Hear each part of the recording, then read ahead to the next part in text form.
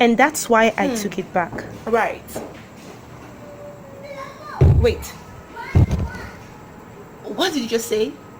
I'm the one who stole the originals by gang and I should be halfway across town right now and I'm jeopardizing the entire operation standing here talking to you.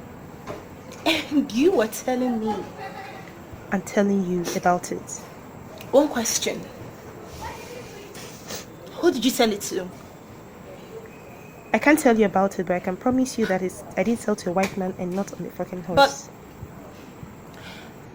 But how can one sell an invaluable item? I mean, how can you place a price tag on an 18th century Ife bronze head? That one wasn't for sale. Are you going to keep it? I mean, are you some kind of armed robbery art collector? I'm not an armed robber and I'm not an art collector either, but I have to go. Oh yeah, you and your gangster will have to leave the country with millions of dollars worth of art. We do. This isn't a joke. This feels like a joke. I mean, this feels like a big April Fool's joke.